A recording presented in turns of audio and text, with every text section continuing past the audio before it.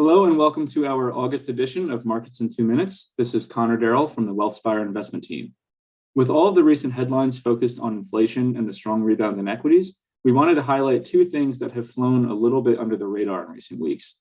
The first of which is bond yields, where the spread between the 2-year Treasury and the 10-year Treasury is now sitting at around negative 40 basis points, meaning that those 2-year Treasury rates are about 0.4% higher than the 10-year. And the inversion, as we call it, of those rates is something that is historically a leading indicator of recession. And you can see from the table here that the initial inversion happened earlier in the year and then was effectively confirmed in early July and has gotten even steeper in subsequent weeks. And just for some historical context, the typical time frame between yield curve inversion and recession has been around 12 to 18 months. So if we think about that in terms of where that leaves us today, we're still looking at a potential onset of a recession not until mid to late 2023. Now, yield curve inversions do not have a 100% track record, and there's plenty of variance there, but this is nevertheless one indicator that is sending us a clear message that it sees a recession on the horizon. But in any case, moving to the equity side, Q2 earnings season has been underway for the past several weeks, and earnings growth has actually been quite a bit stronger than anticipated. According to FactSet, the blended earnings growth rate for the S&P 500 in the second quarter has been around 6.7%.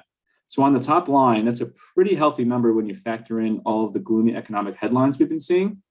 But we wanted to highlight that there is a component to this that is kind of not recognized by markets necessarily, and that's that energy companies are reporting year-over-year earnings growth of close to 300% as a result of the massive increase in the price of oil. And that's clearly an outlier. So if we strip those companies out of the calculation, then the growth rate for the broader market has actually been negative 3.7%, a pretty massive difference that kind of masks some of the underlying weakness more broadly.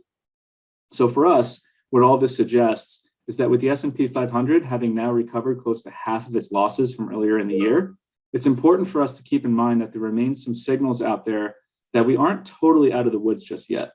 And with that comes the usual caveat that investors should be thinking about rebalancing opportunities and short-term cash needs. And that, of course, is something that your advisor can help you think through as we move into the final third of the year. So thanks for listening to this round, and our team will continue to monitor all of this and put out new insights as things unfold. We'll see you soon.